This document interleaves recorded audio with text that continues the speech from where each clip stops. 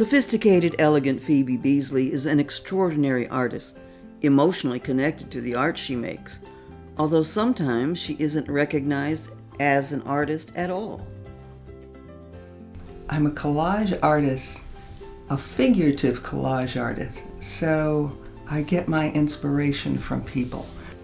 I'm not what people expect an artist to look like. I'm a surprise to some people. Even in my own exhibits, people will say, "You did this? No, you couldn't have done this. You don't look like an artist." The early death of her mother was eased by family bonds and the solid Midwest community where she grew up. My sister and brother I was very close to. We always had a house full of people.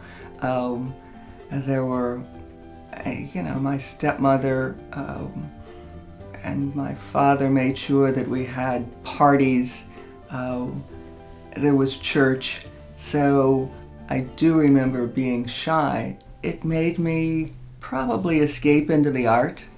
I majored in art, and as a matter of fact, I've got a couple of those artworks that my stepmother kept. And one of them was The Last Supper, and it was my first commission. A friend of mine had commissioned me to do this for her Latin class. She paid me $10. And I thought, oh my goodness, I'm making money from my art. Phoebe is also a businesswoman, making deals and soaking up high finance daily. People expect an artist to be, okay, you're just thinking on one side of your brain, but you're really running a small company. I love that, finding out where the flow of money and people is. I love doing deals. I was also in radio for 28 years in radio sales and marketing. I love doing deals. I love the idea of concept to consumer. How things get bought and sold in this country is one of the most fascinating things to me, that I start off every day by reading the business section. As Phoebe's fame grew, she began to attract the attention of some iconic figures. Bill Russell, who's kind of spearheaded my career, and Bill actually hosted my first one-person show in Seattle when he was coach and general manager of Seattle Supersonics. And he introduced me to Maya Angelou. We became friends. Miss Beasley was a friend of mine, and then I saw her work, and I fell for it. So I am a serious collector of Phoebe. You just see the piece and you're drawn to it. Every time I see Maya, the first thing she says to me is, "Sister, what are you working on?" And also in that mix was Bernie Casey, Dr. Bernie Casey, who, encouraged Bill to show my work and to tell friends about it. Bernie Casey also suggested that I be on the board of Savannah College of Art and Design. He was on that board. I think I served about 10 years on the board. I've now done 3 presidential commissions. I was very honored to do, it was the first President Bush, and this was in 1989. They came to the gallery that represented me in Washington, D.C. They were looking for an artist to do his inaugural artwork, and the gallery called me. I'm real pleased it happened.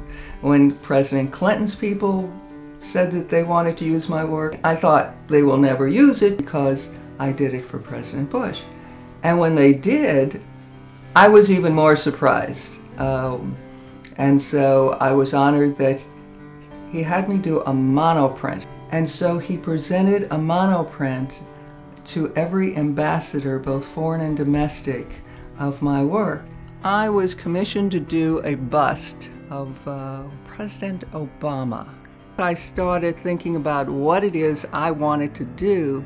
It was, how did this individual become president? All of these individuals in our lifetime who made these incredible advances, that we just knew that one day there would be an African American president. Phoebe Beasley spreads her good works with grace and dedication. Community activist. I was involved in politics. I served on an LA County Arts Commission for 15 years. I love politics. Anytime I did an exhibit, whether it was a gallery show or at somebody's home, I would always want to know if there was an opportunity to go to a school. So when you're an artist who works with doing collages, for the most part, about people, about people's lives, about humanity, you really have to connect.